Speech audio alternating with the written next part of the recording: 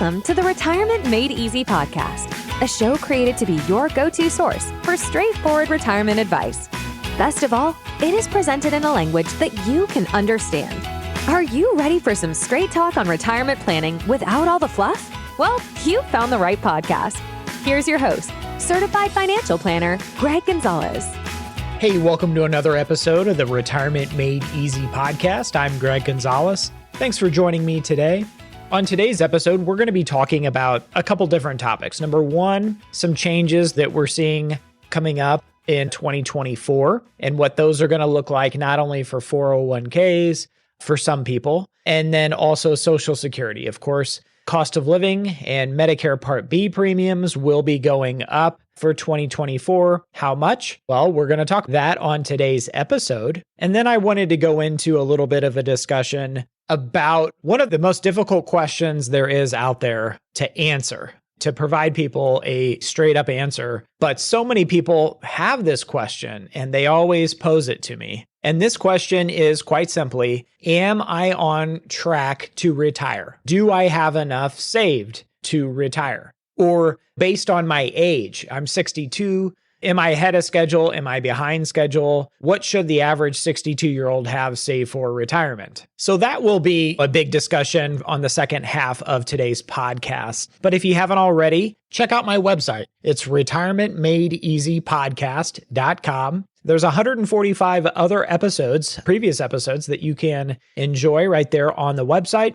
You can submit all your questions. All listeners, I'm sure you've got questions about retirement that you can submit right there at the bottom of the website. And you can also sign up for a 30-minute coaching call, retirement coaching call with yours truly. We can talk about your personal situation and strategy for your retirement. So you can book that right through the website on the homepage. So retirementmadeeasypodcast.com.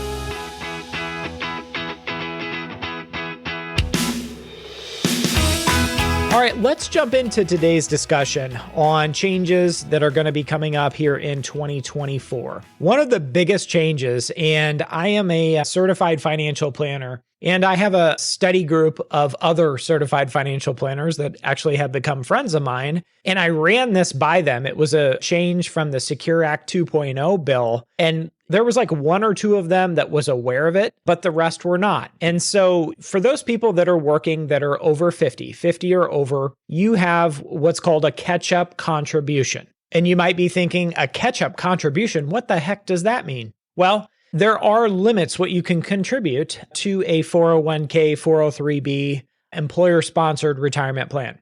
And for the people that are under 50, it's $22,500 for 2023. Now, for people that are 50 and over, they allow you to contribute more than someone that is younger than 50, and they call that a catch-up contribution.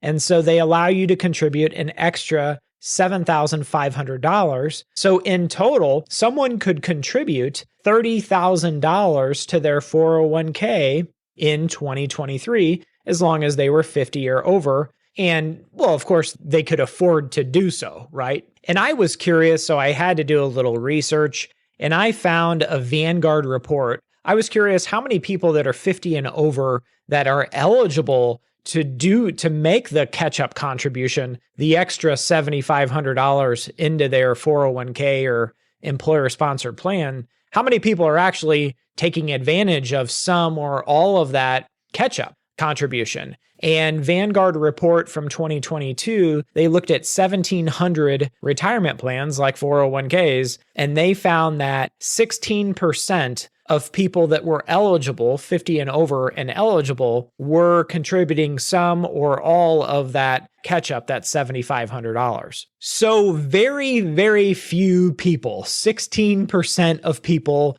50 and over are contributing more than $22,500 a year to their 401k plan. And I think that's to be expected. Now, here's where the confusion kind of starts, is for those high income people. And I cautiously use the word high income people because high income means different things to different people. But what this new Secure Act 2.0 is saying is for anybody who earns more than $145,000 in 2023, if they want to do the $7,500 catch up to their 401k starting in 2024, that catch up has to go into the Roth 401k. You don't have a choice. You cannot put that $7,500 catch up in the pre-tax 401k. And again, I ran this through my study group because this is a brand new law within the Secure Act 2.0. And of the certified financial planners I asked, only one or two of them actually knew about this. I was one of a few. And you might be thinking, well, what's the problem with that? Well, the problem with that is there are a lot of 401ks out there that don't have the Roth 401k available to them.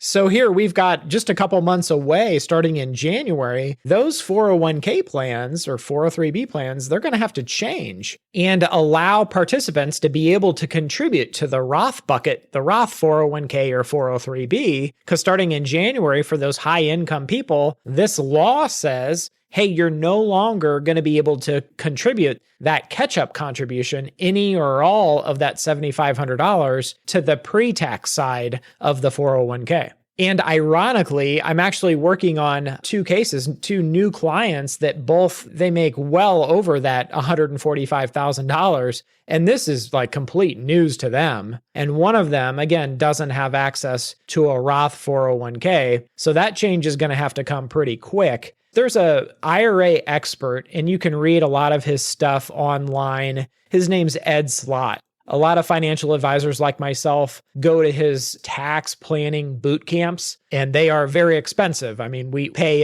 thousands of dollars to attend, but he's very, very bright guy. A lot we can all learn from him. And I was reading an article where he was quoted, and he is saying, quote, "There's no way this will happen in 2024. The biggest financial institutions take a long time to build infrastructure to incorporate laws, and here they don't even know what the laws are." And this is an article that I'll link in the show notes. High-income retirement savers may have to pay tax now on catch-up contributions eventually. This is from the USA Today. So big change there, but also let's think about this. Let's say somebody is earning $150,000 this year in 2023, and they're maxing out their 401k with $30,000. So that means if they make $150,000, they're getting a tax deduction on $30,000. So they're being taxed on $120,000 of earned income. They're getting that $30,000 is going in all pre-tax, and therefore their income is reduced. Their taxable income is reduced down to $120,000. Simple enough. With this new change, the way it would work is next year for the same individual, the first $22,500, the annual limit, they could put in the pre-tax side of the 401k. But the additional $7,500 would have to go in the Roth side, and they're actually paying the taxes on that money. Well, why did Congress like this? Well, that's an extra $7,500 that this person is paying taxes on. So federal income tax revenues went up for this segment of the population of people, which is rather small. Like we said, only 16% of people are taking advantage of this catch-up in any way, shape, or form. So, of course, kind of in summary, Congress, they want more tax revenues coming in now, and this is one of the ways that would certainly accomplish that. And a very similar question that I get in regards to this topic is, how much should I be saving for retirement?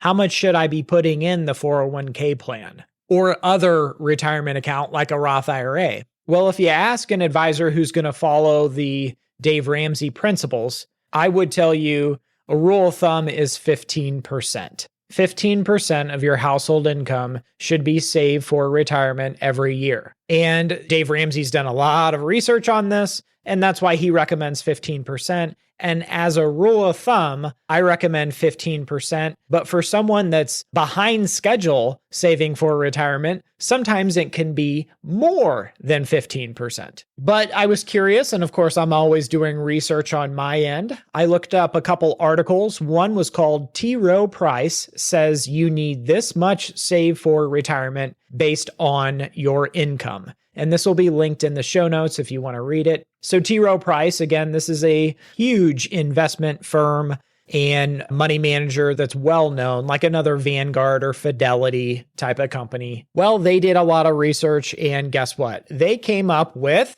15%. You should be saving 15% of your income every year for retirement. And in this same article, Fidelity was quoted, and they were included. They did their own study to find that they recommend the ideal savings rate is 15% of your income every year for retirement. What's really, really interesting is this is a rule of thumb, 15%. For some people, it could be more than 15%. And why is that the case? Well, a higher income person, generally speaking, will have a more expensive lifestyle. So let's say someone is used to living on or bringing home, their take-home pay is $15,000 a month, which is a lot of money to a lot of people. Given that the average household is a lot less than that, around 60,000 or so. So when we look at, that $15,000 a month of take-home pay, to replace that, you will need a bigger nest egg than someone that wants to live on $5,000 per month. And not only that, but Social Security for a higher income person, the Social Security will make up a lower percentage of that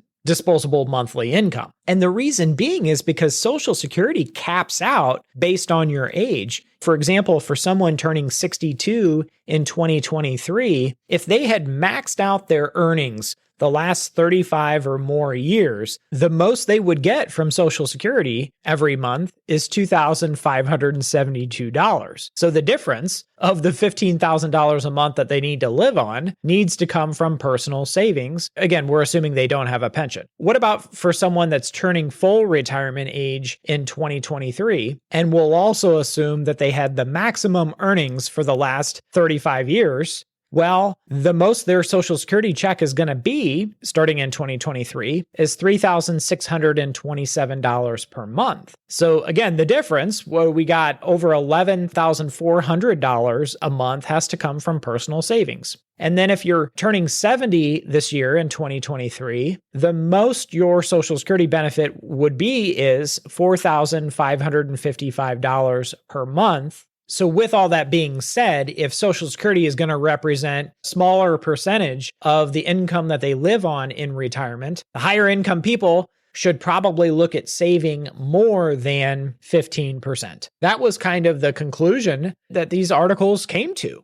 And the final change, I'm kind of switching gears here just for a second, still talking about Social Security, but the change that will be announced in October, it is announced in October of every year. And what I'm talking about is what the cost of living adjustment will be for 2023, which goes into effect in January of 2024. And of course, these are just estimates, but the Senior Citizens League is reporting their estimate based on June figures that the cost of living for Social Security next year will be around 3%, even 2.7%. Now, again, last year it was 8.7%, the highest since 1981 in over 4 decades. So based on what we're seeing here, the cost of living next year for Social Security recipients is not going to be very big. And on top of that, the inflation adjustment for Medicare Part B, the estimates that I'm reading, it's over a 6% jump on that. So the lowest income segment without any kind of IRMAA tax right now in 2023, I think it's around $164.90, $165 a month. That's going to go to up about $10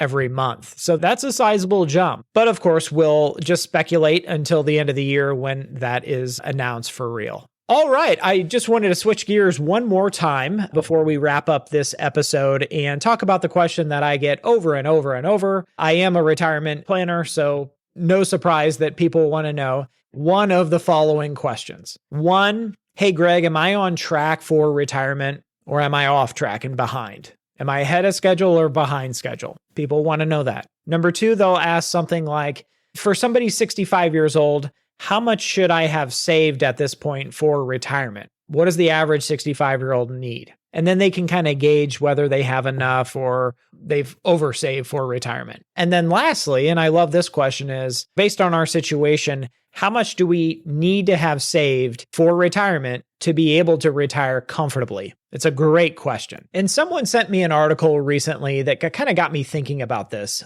And it was that T. Rowe Price article, the same one I mentioned earlier. They kind of had different benchmarks. And what this kind of represented was someone that's 60. This T. Rowe Price study is saying somebody 60 needs to have 9 times their income saved for retirement. So quite simply, I use very, very simple elementary math. Somebody making $100,000 needs to have $900,000 saved for retirement. The study then looked at a 65-year-old and said, okay, someone 65 years old needs 11 times their income saved for retirement. So same example, they're going to need 1.1 million by the time they're 65. So quite often people, they kind of do their own research and their own kind of Googling or whatever it is, searching online, and they come to their own conclusions. And a lot of times those are wrong. I had a guy that brought in some articles or some online calculators, and he said, by my math, it looks like I can retire this year. And he was way off, just based on a lot of different factors. Well, what were those factors? Well, number one, he wasn't going to go into retirement debt-free.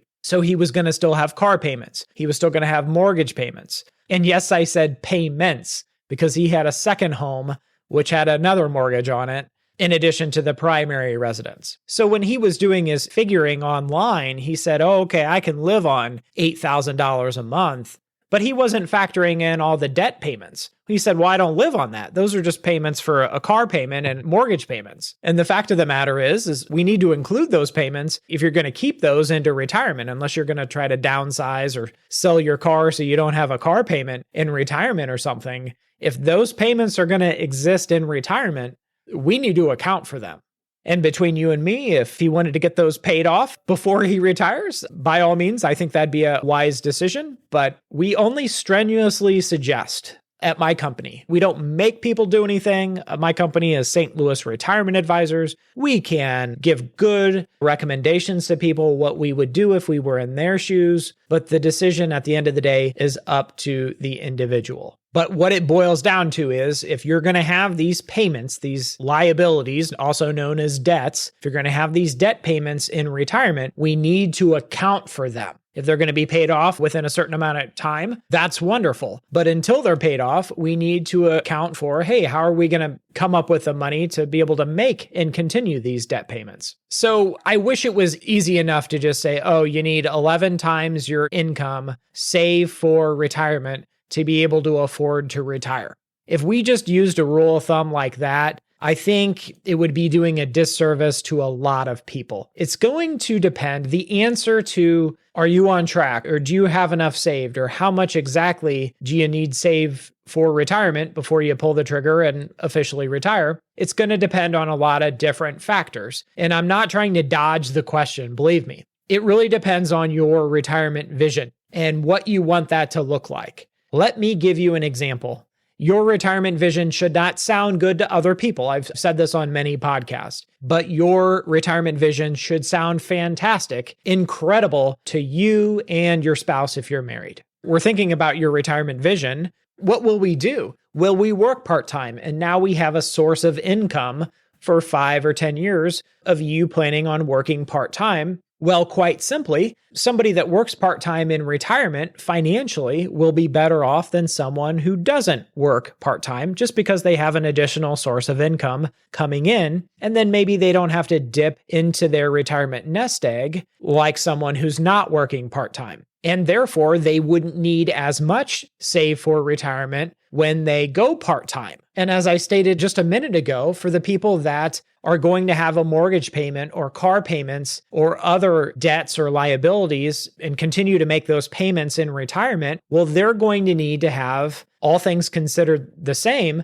they're going to need to have more saved for retirement than the person that has a paid off home and paid off vehicles. And that's just because you need more money every month to make that mortgage payment and those car payments and other debt payments. And on the flip side, if you plan on going into retirement debt-free, well, guess what? You'll probably need less save for retirement than if you did with a $1,000 or $2,000 a month mortgage. Let's next think about how you're going to spend your money. How are you going to spend your time in retirement? I have clients that they travel a bunch because their kids and grandkids are all scattered across the country and they're going to visit them. Well, traveling's not cheap. So if their kids were more local, there's probability that they're going to spend less in retirement because their family is local. I have other clients that are kind of like me. They're kind of homebodies. I just really don't like flying or traveling. I'm kind of a homebody. I like it here. I'm comfortable here. But certainly I have clients in over 20 different states, and we communicate over Zoom